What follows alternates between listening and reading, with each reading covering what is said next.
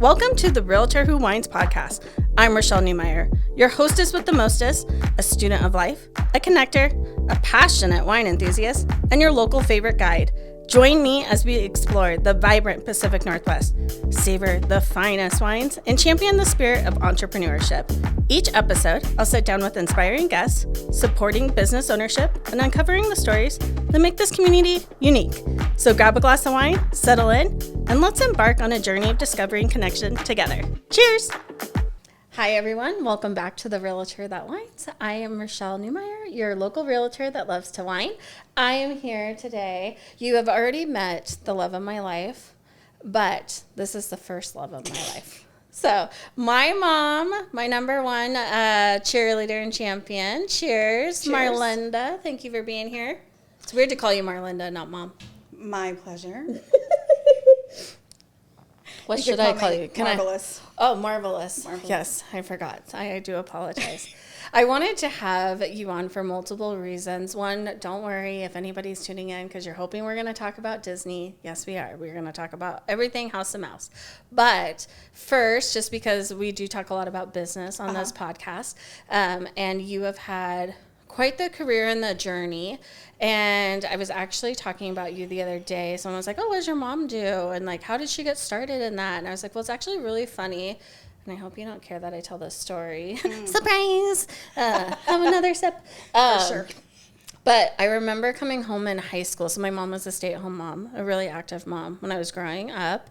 And I remember coming home one day in high school, and she sat my siblings and I down and was like, she was kind of getting bored. Like, we were in high school, we had a lot going on, and she was like, can I have a life now? Like, am I done being a mom? No, she didn't say that. But she did say, I'm thinking about getting a part-time job. How do you guys feel about that? And I remember being like, huh? I don't care. Like, go for it. I mean, did I have a different reaction? I feel like that's how I remember it. Okay. So I just remember, and I do remember asking, well, are you going to miss volleyball games or something? And she said, no, I'll still be at everything. And I was like, knock yourselves out, Mom. Right. Like, go crazy. So will you talk a little bit about how you started your career? Sure. From being a part-time employee, a seasonal employee, actually. I think and then to where you've been today. Sure. I think a really big call out is something that I remember, I still feel it to today, is what you probably didn't see is when I filled out those job applications, and dude, this was a long time ago, so they were on paper at the dining room table, right? And I was filling out the job application. I was filling out my first one. And having been a stay-at-home mom for your whole lives and mine, I didn't have anything to write down. Mm-hmm. Like nothing. Yeah. I broke into tears and I called my sister on one of those big phones that we used to have in the house. Hello? Yes, that. Yeah. And was like, I don't know what to do with this. I'm a useless bag of skin. Mm-hmm. I have nothing to write down for work experience. I have nothing to write down. Mm-hmm. Your dad died when you were 5. Mm-hmm. I didn't finish college. Mm-hmm. It's, I think that there are women out in the world today who will probably feel the same way, or they're overwhelmed with what job applications or how to enter the work world from taking care of their family or reinventing themselves at a different age. So I have learned since then that it's really common to feel that way. And had I known that Toys R Us just wanted a bag of skin that would show up every day, you would have just been like, my name's Marlinda. I'll see you on Friday. Right, here we go. So I will say this, that Toys R Us is actually where I re-entered the workforce as a seasonal cashier at Christmas time. Mm-hmm. I did it for the discount because I had children who wanted video games and other things.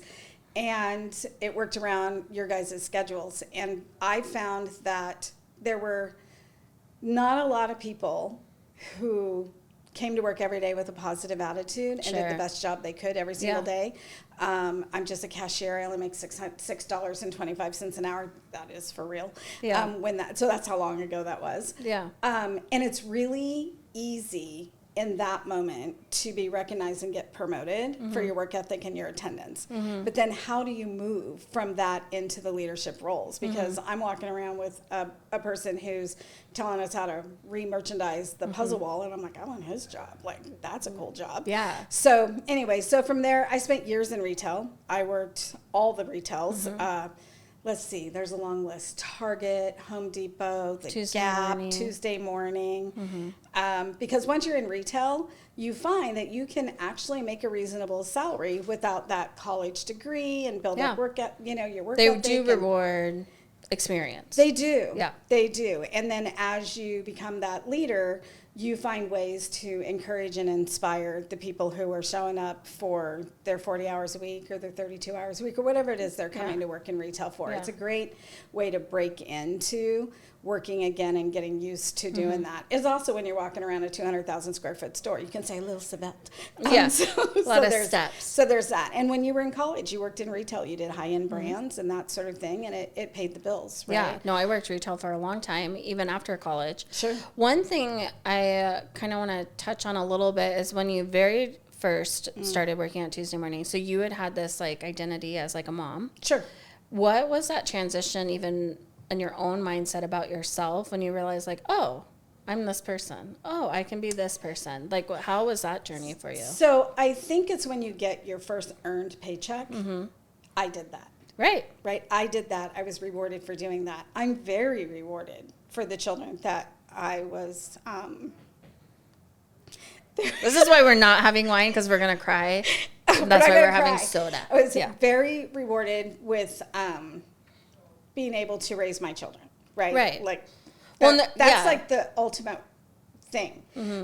But I now try to help women when they interview with me, and I ask, one of my favorite interview questions is, tell me something about you that's not on your resume that's super interesting or cool. Yeah. And they say things like, well, I'm a mom. Well, everyone's more than a mom. Right.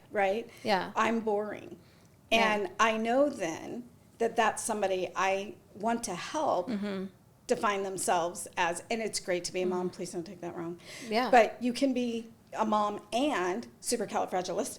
Right? Totally. You can be those things. So when I got to answer your question, when I got my first paycheck, I was like, wow, I did that. I'm really helping out with my family. It's increasing the money that we have to save and invest and do things with. Yeah. And then as you grow in that career, and retail sometimes, if you work for the right companies, Target has a great business college that they put their employees through that go into leadership roles. Yeah. And you learn how to communicate differently, because you can't really talk to your employees like you do your kids. You find that out the hard way. I did work for my mom at one point, and she fired me once for coming home from a party late. Had nothing to do with work. I was in high school, and then she got to work and realized she had no more openers, and I was rehired instantly.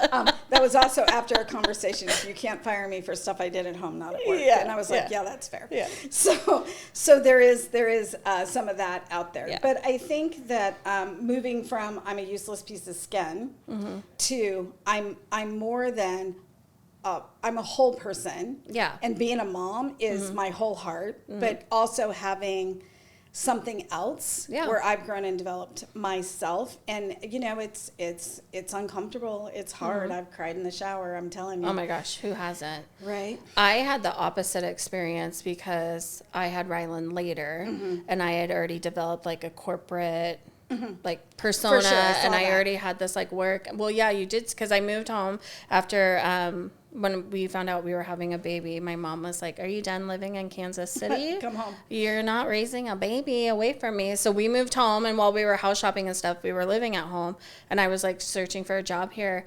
and I felt a little bit ashamed that I wasn't more happy to be at home with my baby all the time, because I was just so used to like, it was a very big eye-opener for me to realize, like, oh, I identify a lot with my work.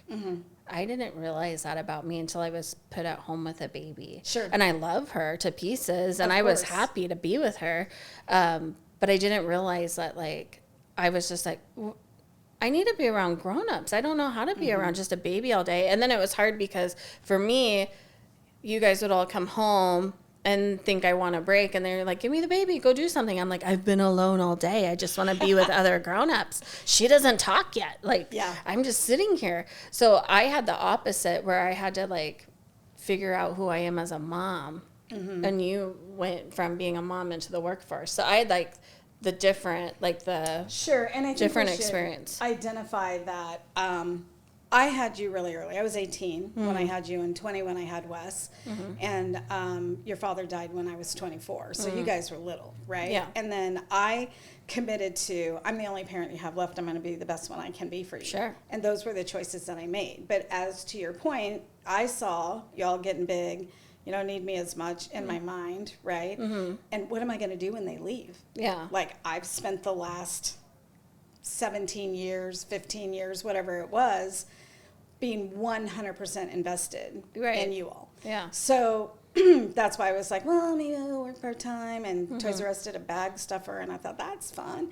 And it was fun. It was really fun. And it was fun to do your 8 and skate and have no responsibility and just check in and check out. But then I found it really gratifying to work. I found it really gratifying to become a little more career focused. And I was working for a company called Save a Lot, and I got a call from a company called CLP, and I seriously had I didn't apply. It was just a random call from a backwards resume search and Career Builder when that was still around. It's probably still around a little. But a woman named Shannon Kahn gave me a call, and I still adore her to this day. And she's like, "Hey, I'm Shannon Kahn with CLP," and in my mind was going, is that a collection agency? Do I owe somebody money? Did I do something wrong? Is there a bill that I didn't pay? Like, what's happening? Yeah. And then, so I'm not really listening, but I'm kind of listening, which is kind of a thing anyway. And so she rattled on the whole thing, and I'm like, say that to me again. And they had found my resume, and they had a business development representative position available that the local market manager wanted to talk to me about because of my experience at Home Depot. He thought that made me construction savvy because it was construction staffing. Yeah. And I never turned down an interview. I think it's always great to keep those skills honed and to find out more. And even if I sit down and talk to someone and that interview doesn't work out for me, I'm rattling through my brain of people that I know who might be a great fit for there.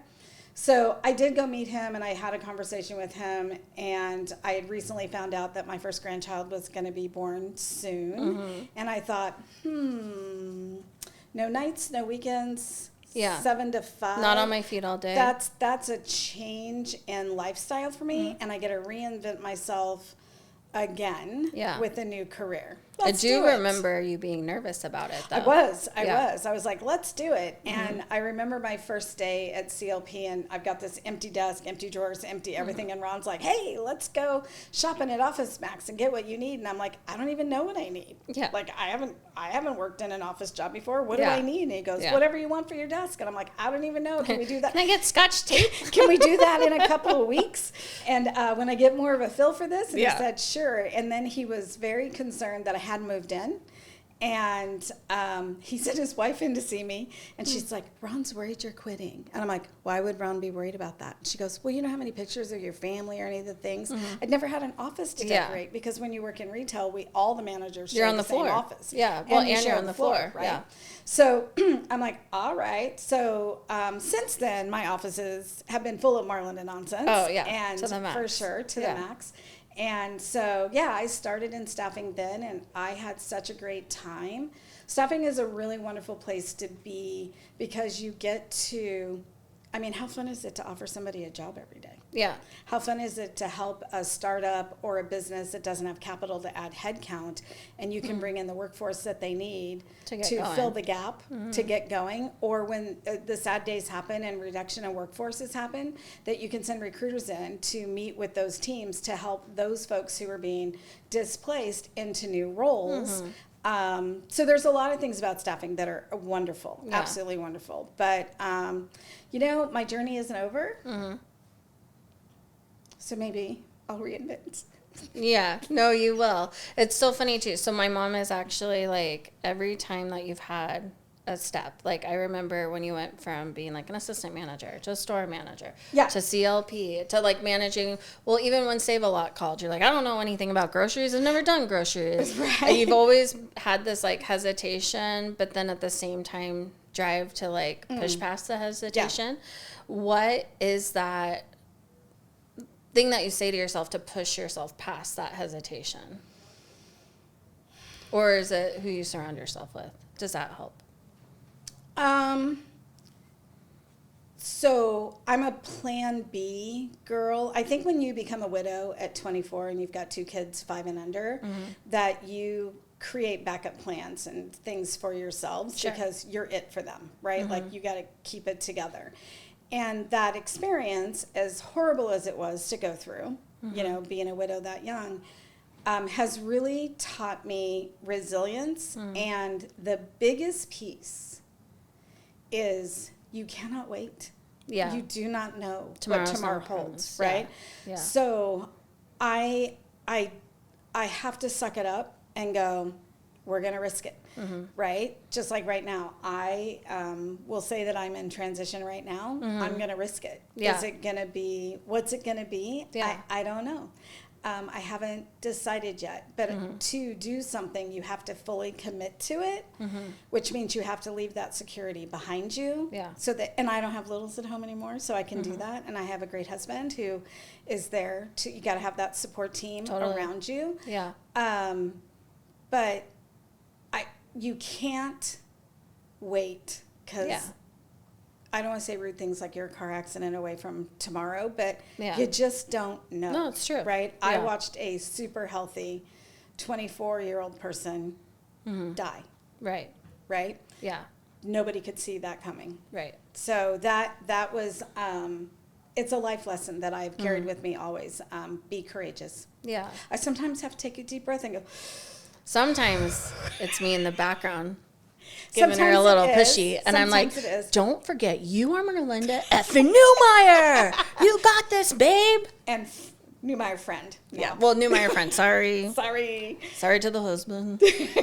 Yeah. But so it's that. It's the cheerleaders for you. And back to your career piece, I wanted for you and your sister, more than anything, for you guys to go out and launch, not to go from home to married to, and some people want that and love that. I didn't want that for you guys because I had to transition from what do I do? I've either been a daughter, a wife, and a mom, and now I'm on my own with these children. Well, how am I going to make this work? Yeah.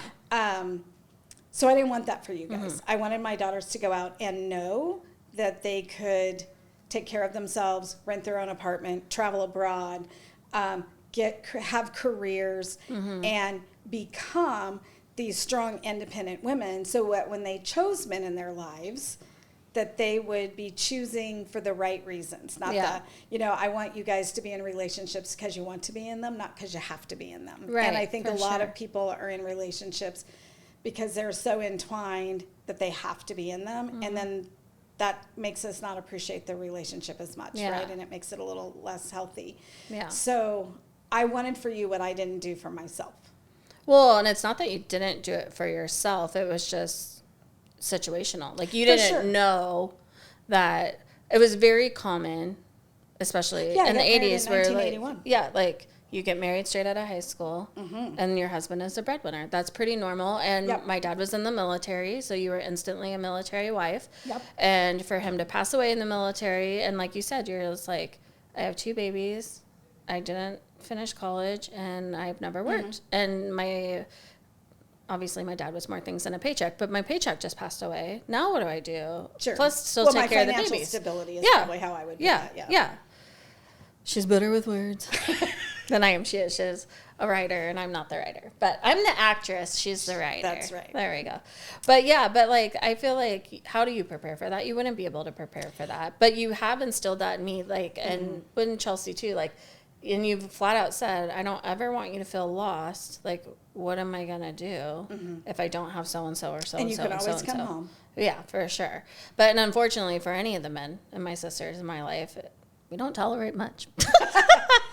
Because we do know we can take care of ourselves. For sure. And I want you to want to be with them, not have to be with them. Right. 100%. So there's that. And So I, my mom was a stay-at-home mom her whole life. And I love what our stay-at-home moms do every day. They volunteer in the school. Yeah. And that's actually what I ended up writing down on my application, were all the things that you do. I think that they often don't see the soft skills that they have, the negotiation skills that they have, the sales skills that they have. They got to sell this vacation to the husband. They got to coerce this child into doing this. Yeah. They have to run that household. They do amazing Well, and things. even like the fundraisers at the schools. Oh, for and, like, sure. All of that stuff. Yeah. Picture day, Yeah. taking, going to being involved, being the sports mom and Yeah. all those things. I have mad love and mad respect Yeah. for those ladies. I really do.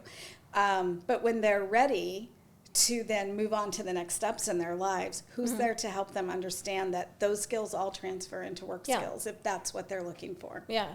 Well, and being a stay-at-home mom is a really tough gig. So hard. It's very siloed, and it goes unappreciated a ton. Often. Yeah.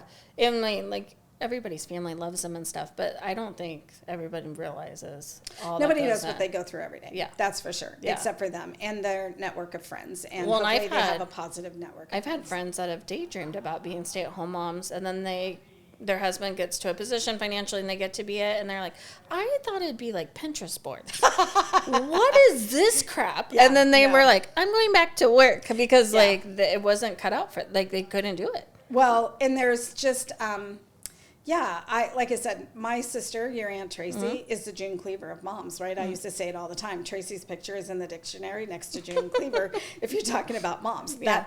I wasn't that mom. I was more of the, we're all the way to Eugene. Screw it. Let's go the rest of the way to Disneyland. We don't have school tomorrow, Yeah. and we just be in Or the maybe car we and did. we Who just cares? keep going. Yeah. I was Yeah. that mom. I wasn't the room mother for sure. Yeah. And And there's nothing wrong with that. There's places there's so for many everybody. Different kinds. So many different kinds. Totally. Yeah, yeah.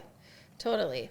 Talk a little bit about, I feel like how you are as a leader is a lot like how you are as a mom. Oh.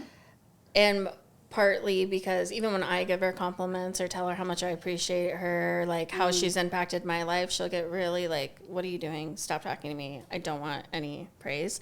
And I've been standing next to you multiple times where you have impacted people's lives and you have changed because you did give them a chance that somebody else wouldn't give them, For or sure. you saw beyond what they wrote down on their resume. How have you seen throughout the years leadership change? And this is going to be a two-parter. So Okay. I'll just ask that first. How have you seen leadership change over the years? HR is way more involved in leadership now, and it feels almost intrusive in some ways. Yeah. I love radical candor, and I think that you should be able to talk to your team with radical candor because people being surprised about what's on their review, or people being surprised in their one-on-ones with something that you said or something that you thought is nonsensical. I like to coach in the moment so that we can correct the behavior or learn more about what caused them to take that action. Yeah. And then understand so that their one-on-ones, and this is the other thing that I think I've seen people struggle with is, I truly believe one-on-ones are about the individual you're talking to. It should be like 10 minutes of team building, conversation, how was your weekend, what are you doing, that kind of stuff, and truly care about them. Yeah. Be 100% engaged. And then what's going on with them? What is their dream of what they want to do? Because my personal goal always is to leave you better than I found you. Right? Yeah. So if your personal goal, like if your dream job is to be the disc jockey on the local radio station, let's look at your current job and what pieces of that are skills that would get you there. Yeah. And then what can we add into your personal development that you could do that would help you get there, that also serves a purpose for the business that you're currently working for. Right. Right? So I had a gentleman who worked for me as a branch manager at a staffing agency, and he actually wanted to do something like that. So he ended up taking on, in our market meetings, all of the leading the meeting, setting it up, being what a disc jockey would be, or somebody calling a sports game would be. Yeah. And he would do that for practice, and decided he didn't love it as much as he thought he would. Yeah. And so we went down a different path, and Yeah. he's doing something else now, and he's amazing, and he's tripled his income, and he's been great, right? Yeah. But I know that I helped that person.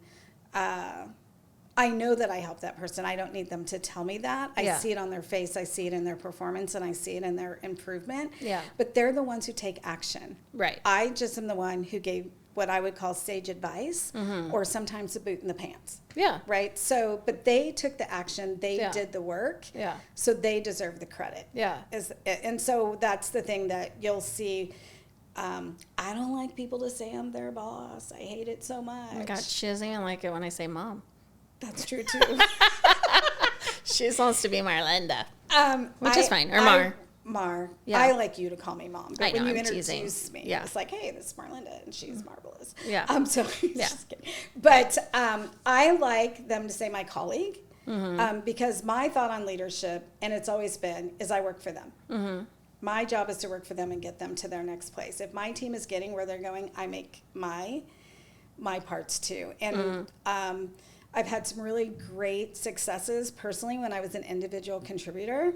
And I will say, as much fun as that was, it is more fun to cheer for your team when they win. Yeah. It is. Well, and that's why I was like comparing for your it. Kids, right? That's what I was just going to say. So much That's why I was more fun to comparing cheer for it your kids when they win. to you being a mom, that you do approach leadership in that way, and you also don't shy away from the tough conversations, which is probably why you made the HR comment, because especially right now in today's world, you have to be very delicate. Everybody has big feelings, and HR has to watch out for the company that they do. Yeah. Right. They have to mitigate the risk. Yeah. So that the HR piece is a little bit harder, and it's changing all the time. Right. And state regulation is changing all the time, and what you can and can't say, and what you can and can't do, and how you can do correct.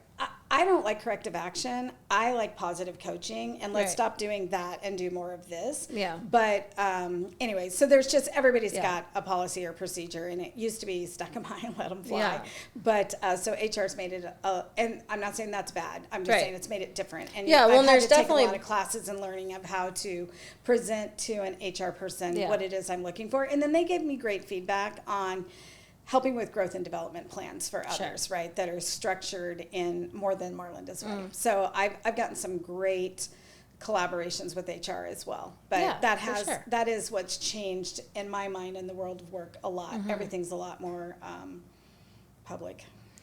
It is. And the people are also quick to, I'm telling, or like. Yeah, I live every day with whatever I did. It's okay if you told, because if you lead with integrity and you have morals and you don't do anything illegal or immoral, they can tell whoever they want. Yeah, no, for sure. But we run into this in real estate where people will say like, well, you're breaking this code and I'm going to turn you in. And you're like, I'm not actually breaking. No one said this to me, by the way. I didn't break any codes, if you're listening. But I overhear a lot of conversations like, oh, I'm going to turn them in. And I was like, for what? You can't. They didn't. That's not a rule. Yeah. In over 20 years, I've had very few HR complaints. Yeah. I mean, there's always going to be one, but very few. But yeah, I mean, it's just part of the job. Yeah. Yeah. What has been one thing that you've learned along the way? I mean, I know you've learned a lot of different things, but like, what's like one piece of advice that was given to you that you have like kept in multiple different positions? In multiple different positions. Or it's just kind of like a subconscious thing in the back of your mind? Listen with the intent to hear. Ooh, I like that. That's nice. Who said that to you? Do you remember? Shannon Kahn. I hope you're listening. Yeah, you should have her on. She's amazing. No, I like that. That's really good advice. What is a piece of advice you would give somebody that is thinking about making a change in their career? Or maybe thinking about, like, my kids are off to college now. I want to do something, put my time elsewhere. I'm a little bored. Or Sure. I think that if you're re-entering the workforce, do something fun. Where do you shop? Oh, yeah. Go there. Go get that discount. Go there. Spend some hours there a week. Start building your LinkedIn network about who you are. Yeah. stay up on technology. I think that's the hardest thing right now, especially for women of my age that have not stayed up on technology or the kids' lingo. Because, you know, this is me getting a phantom tax by taking your drink or snatching your fries.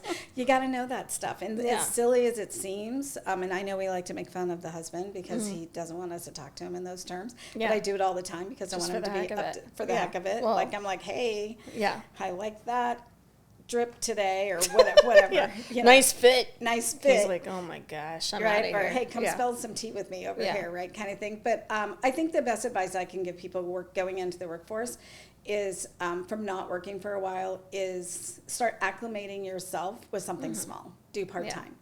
Do 1 day a week. Go volunteer somewhere even. And a lot of volunteer jobs turn into paid jobs. And then you get to be somewhere you love. I would volunteer at the dog shelter, but I'd have all the dogs, so I can't do it. That is true. I can't do it. We'd probably end up with like 3 dog shelters. We'd have to have a farm and all the things. But anyway, so there's that. And then if you're in the workforce and you're not enjoying your job or you're stagnant in your job and you want to reinvent yourself, there's no time like the present, right? Yeah. This is the stupidest thing ever. Just do it. But there's fear in that. Right. So figure out what is it you're afraid of. If you want to know, call me. I can help you figure it out. Yeah. Well, what do you say to yourself when you hesitate? When I hesitate is what's my backup plan? If this doesn't work, what's the backup? Yeah. And then I write it down. Yeah. How much time am I going to give it? And I write it down. I always say, what's the worst that could happen? Well, for sure. Yeah. My mom will bail me out. It's That's fine. right. That's right. I always will. But what's the backup plan? Right. What's the backup plan? Here's the deal. I grew up in retail. Retail's always the backup plan.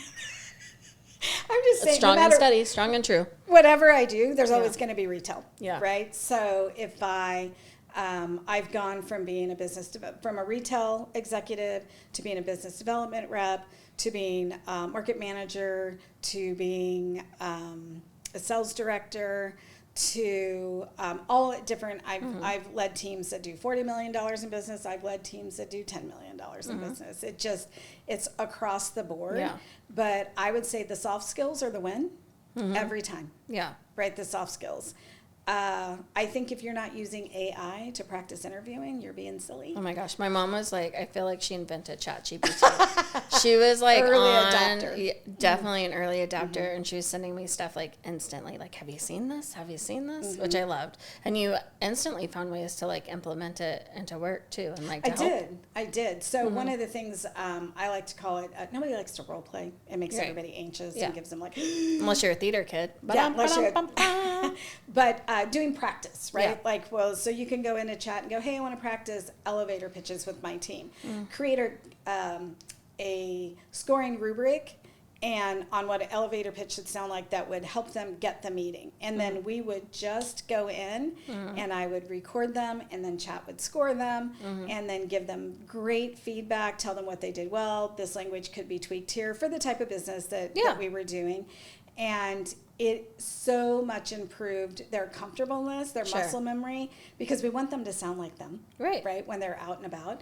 And plus it's just such a cool way to do it without it being like, well, Marlinda said, blah, blah, blah. I'm not the expert of anything. Right. So it's like them getting a different opinion, but again, you just gave them the tool to do it. Right. And I'm not the expert of anything, right? That's not true. We're going to talk about Disneyland. Okay, well, I might know a lot about Disney. It doesn't make me an expert, but depends it makes on me passionate about. Yeah. So anyway. I would say you're an expert on things, lots of things, but let's transition to Disney. Let's do it. Yeah, it's a passion project of ours. Yes. This little thing called House of Mouse Adventures. Yeah, House of Mouse Adventures. So for those of you that don't know, my mom and I, we should have started this like so long ago. Now vlogging for Disney is like huge, and we talked about it 20 years ago. For sure we did. We were like, we should have a blog. And then we never did. We just like we're busy would write with about our real it. careers. Yeah. But we do like to go, people reach out to us all the time for advice. We do have a House of Mouse Adventures Instagram that we'll post pictures and tips and tricks on. But where did your, well, yeah, again, some days we're like, great, we'll be posting every day. And then like 2 months will go by and we're like, oh yeah, House of Mouse Adventures. Because it's a passion project, right? But where did your love for Disney, I know where mine started, but where did your love for Disney or Disneyland come from? Oh, So born and raised in California, Right. I went to Disney once that I can remember with my mom and my dad. But my love for Disney really started with the movies and Walt Disney himself and the Mickey Mouse Club.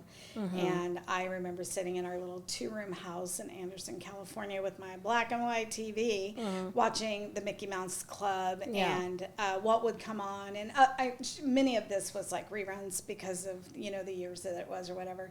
But it really, really started there is probably why. And I made it a mission to take you and your brother, before Chelsea came along, every 2 years when you were little, and experience Disney through your eyes. And that it's a whole different ballgame. Sealed the deal. Yeah. For sure, for me. I will say the first time I took, it was the first time I took Wyatt. My nephew was 3.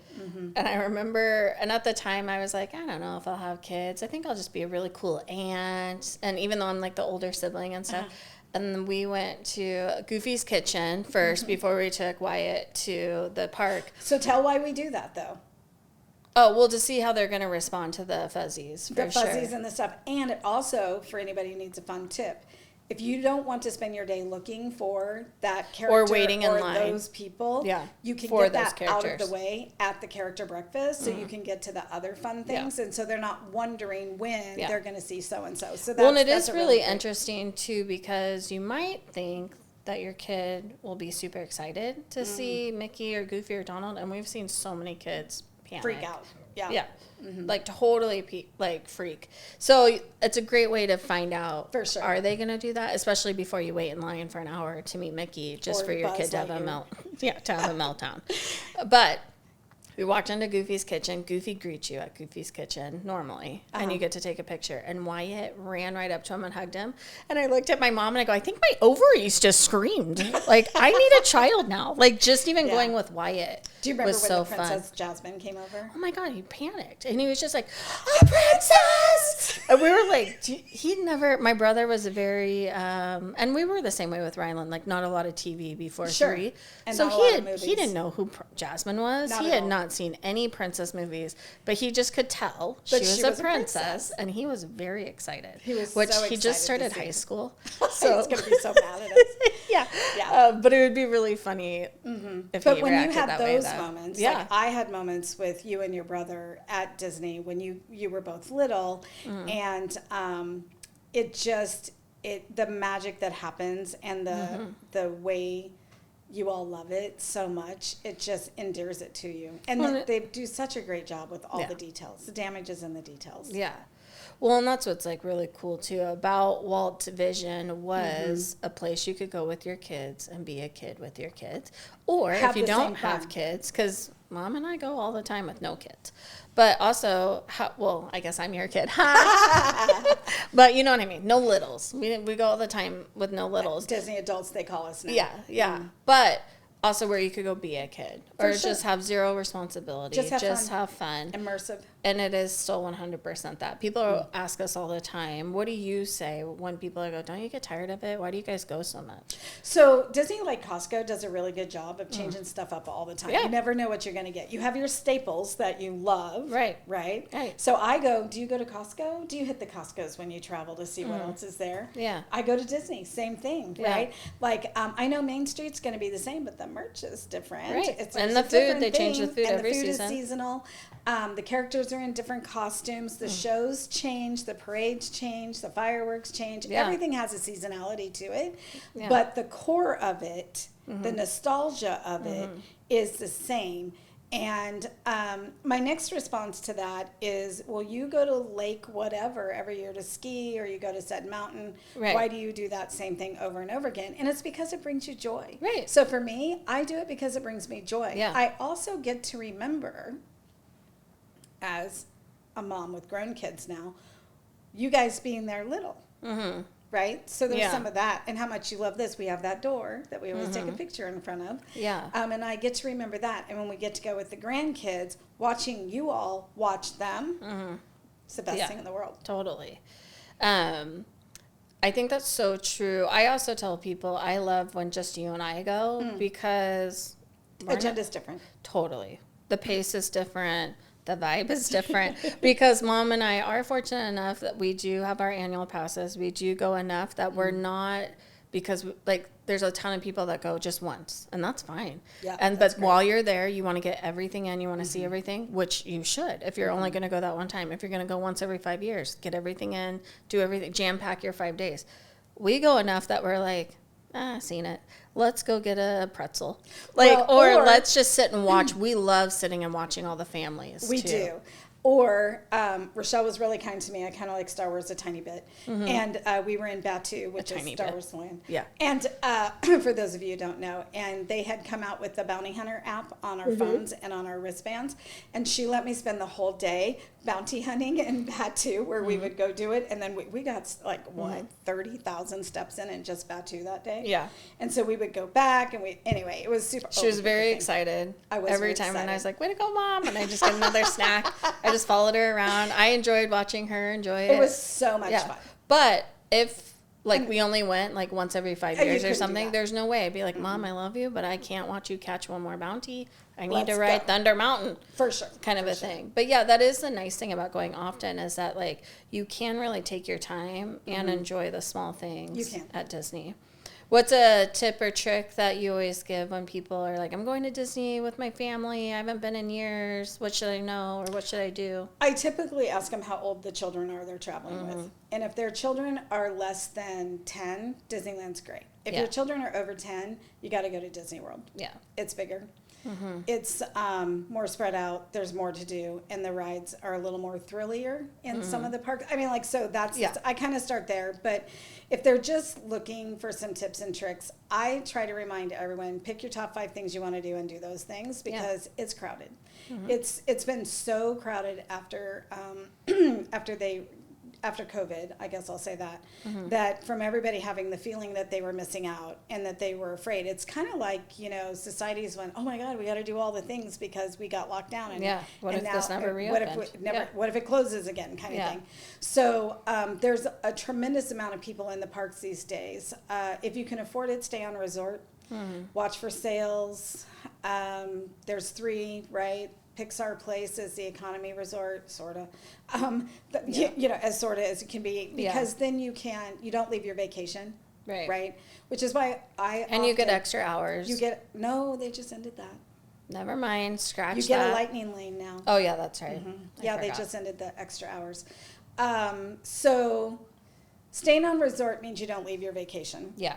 And they do actually have characters, too, that walk around the hotels. They have story times. They do a lot of fun things. Yeah, at Disneyland. Staying on resort at Disney World is very affordable. They have everything from the real economy, like Pop Century type resorts, to the super fancy boardwalk resorts. So depending on how you want to be in your stay, and they have great transportation to all the places. But I think if your children are older and have the bandwidth to do all the walking, that having 4 parks, and you don't need a midday nap. Disneyland's much more easier to get to. So it depends on the person. I typically don't give just random advice. I ask what they're hoping for, and then give them my best advice on what they're hoping for. Yeah. Some of the advice I give, especially if you have littles, is, and don't come for me, Disney, I spend a ton of money at your parks and other things, but I would never do the Bippity Boppity Boutique with Rylan because or her hair. Well, first of all, her hair, but it's just so expensive, and we'd rather also go do other stuff.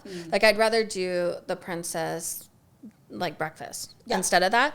But she sees all the girls walking around, so I go to the Disney outlet and I pre-buy her outfits, or I did. Sure. She's kind of outgrown it now, but I would pre-buy the Cinderella outfit. So the outfit that's $90 at the park, you can get for $40, and especially if you're in Oregon, tax-free. Yeah. And you bring it with you, and your 4-year-old doesn't know if you bought it at the park or not. They just know it looks exactly the same. That's the one. Yep. And it is a Disney There's a dress. Blogger who recommends that you go to all the places, because Disney sells toys and things in Target, not everywhere else, and that you have it in your bag. Yeah, that's what I do. And when your child wants something, you pull it out and go, here you go.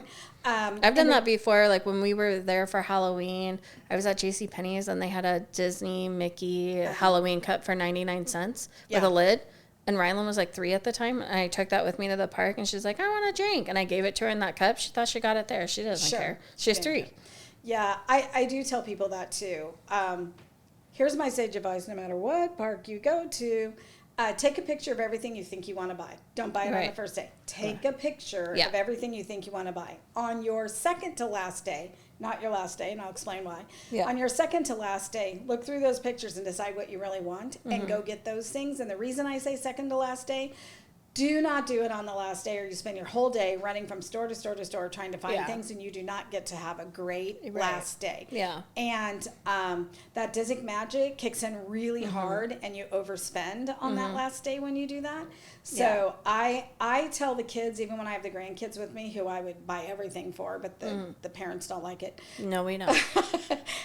We take a picture of it, and then we talk about it before we're gone. Do you still really want this? Do you still really want pick one of these 5 things? Sometimes it is in the moment, or you know, you're also like, would I wear that again, or do I just want to wear it right now at the park? Sure. I've done that a few times. What it is. Yeah. So I take pictures throughout, and then pin trading is a really great way to have a good time and not have to tote a bunch of stuff home. Yeah. So there's that. And another little piece of advice is a lot of people don't realize you can bring in your own food. Yeah.